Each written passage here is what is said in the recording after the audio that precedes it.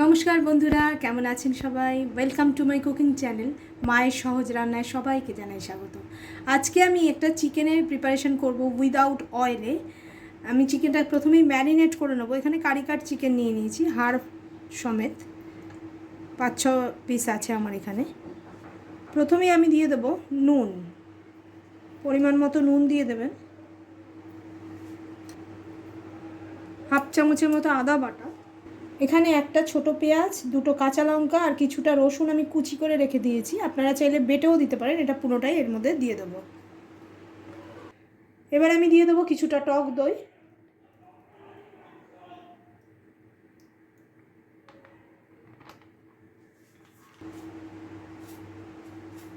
লঙ্কার গুঁড়ো দিয়ে দিচ্ছি আমি একটু ঝাল লঙ্কার গুঁড়ো। যারা খেতে চাইবেন না তারা স্কিপ করে নেবেন, তবে এই রান্নাটা একটু ঝাল ঝাল হলে খুব ভালো লাগে খেতে।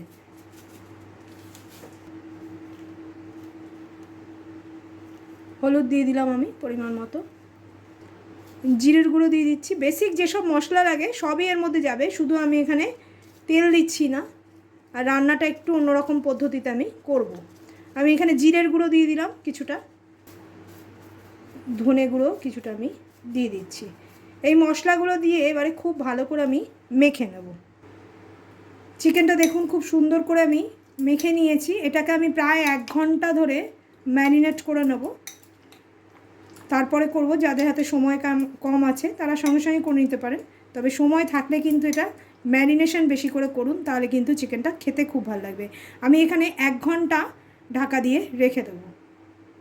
আমি এখানে 1 ঘন্টা ম্যারিনেট করে রেখে দিয়েছি চিকেনটাকে।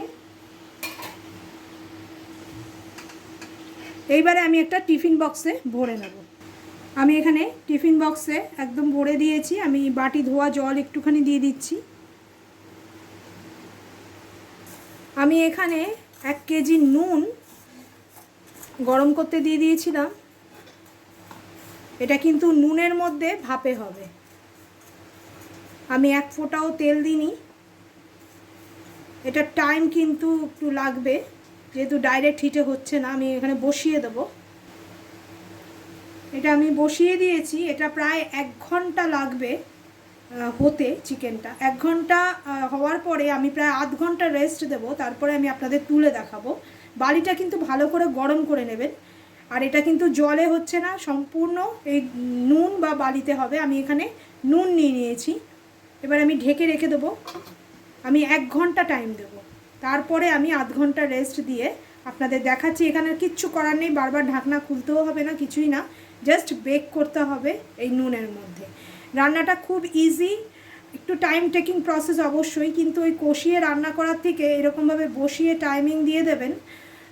1 ঘন্টার মধ্যে হয়ে যাবে, যেহেতু বড় বড় পিসের চিকেন আছে। এটা ছোট পিস হলে আরও তাড়াতাড়ি হয়ে যাবে। আপনারা করে দেখুন, গরম ভাতের সঙ্গে এটা কিন্তু দুর্দান্ত খেতে হবে। ফিরে আসছি আমি 1.5 ঘন্টা বাদে। জিরো অয়েল ভাপা চিকেন দেখুন একদম ভালোভাবে সেদ্ধ হয়ে গেছে। একদম হেলদি অ্যান্ড টেস্টি জিরো অয়েলে ভাপা চিকেনের রেসিপি তৈরি হয়ে গেল।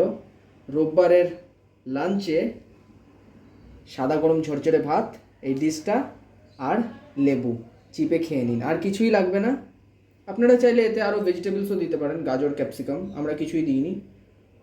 অতি সুস্বাদু আর একদম হেলদি ডায়েটের একটি রান্না। আশা করি আপনাদের সবার খুব ভালো লেগেছে। ভিডিওটা ভালো লাগলে বেশি বেশি করে লাইক করবেন আর কমেন্ট করে আমাদের কিন্তু জানাবেন রান্নাটা আপনাদের কেমন লাগলো। যারা এখনও আমাদের সাবস্ক্রাইব করেননি চ্যানেলটা, তারা সাবস্ক্রাইব করে অল বাটনটি প্রেস করে দেবেন, আর বেশি বেশি করে বন্ধু বান্ধবদের সাথে শেয়ার করবেন। আর আমাদের ফেসবুক একটা পেজ আছে মায়ের সহজ রান্না বলে, ওটাকে যারা এখনও ফলো করেননি ওটাকে ফলো করে দেবেন। ওখানেও আমরা এমনি রান্না দিতে থাকি। ধন্যবাদ।